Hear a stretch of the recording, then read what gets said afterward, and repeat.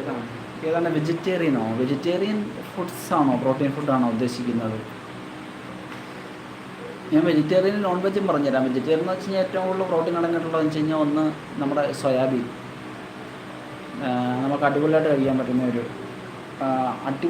പറ്റുന്ന ഒരു സാധനം സോയാബീനാണ്. കാരണം വെച്ച് കഴിഞ്ഞാൽ ഒരു 50 ഗ്രാം സോയാബീൻ, ഒറിജിനൽ സോയാബീനാണ് ഞാൻ ഉദ്ദേശിക്കുന്നത്. ഒരു 50 ഗ്രാം സോയാബീൻ നമ്മൾ കഴിച്ചാൽ തന്നെ നമുക്ക് ഏകദേശം ഒരു 35 ഗ്രാമോളം പ്രോട്ടീൻ അതിനകത്ത് കിട്ടുമെന്നാണ് പറയുന്നത്. ഓക്കെ, സോയാബീനിൽ. പിന്നെന്ന് പറഞ്ഞാൽ നമുക്ക് കഴിക്കാൻ പറ്റുന്ന സാധനം പനീറാണ്. പനീർ നല്ലൊരു ഇതാണ് പനീർ. പിന്നെ നമ്മുടെ ചെറുപയർ, കടല, കണക്കന്നെ കപ്പലണ്ടി, ഇതെല്ലാം റിച്ച് ആയിട്ടുള്ള പ്രോട്ടീൻ ഫുഡുകളാണ്. നമ്മളിപ്പം അതിന് വേണ്ടിയിട്ട് നമ്മൾ പ്രത്യേകം ഒരുപാട് വില കൂടിയ ഫ്രൂട്ട്സുകളൊന്നും പിടിച്ച് കഴിക്കണമെന്നില്ല. നമുക്ക് നാച്ചുറലി നമുക്ക് കിട്ടുന്ന നമ്മുടെ ഇങ്ങനെയുള്ള ഫുഡുകളിൽ നിന്ന് തന്നെ നമുക്ക് അത്യാവശ്യത്തിനുള്ള പ്രോട്ടീൻ നമുക്ക് കിട്ടും.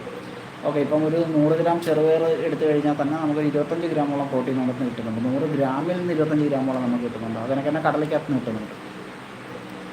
ഓക്കെ, അതിനൊക്കെ തന്നെ നമ്മുടെ നിലക്കടലയ്ക്കകത്ത് നമുക്ക് കിട്ടുന്നുണ്ട്, നല്ല പ്രോട്ടീൻ കിട്ടുന്നുണ്ട്.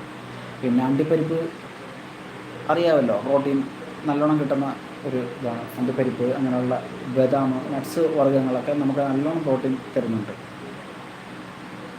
അപ്പോൾ അങ്ങനെയുള്ള ഫുഡുകൾ മാത്രം നമ്മൾ ഉൾപ്പെടുത്തിയാൽ മതി. അല്ലാതെ നമുക്കിപ്പം അങ്ങനെ നമ്മൾ വർക്കൗട്ട് ചെയ്യുന്നവരാണെങ്കിൽ നമുക്ക് പ്രോട്ടീൻ കറക്റ്റായിട്ട് കിട്ടുന്നില്ലെങ്കിൽ മാത്രം നമ്മൾ ഈ സപ്ലിമെൻ്റ് ഉള്ള കാര്യങ്ങളോട് തിരിയാവുള്ളൂ. അല്ലാതെ നാച്ചുറലായിട്ട് നമുക്ക് പ്രോട്ടീൻ കിട്ടും. അത്യാവശ്യം നമ്മുടെ ബോഡിക്ക് വേണ്ടുന്ന പ്രോട്ടീൻ നമുക്ക് കിട്ടും, കുഴപ്പമൊന്നുമില്ല.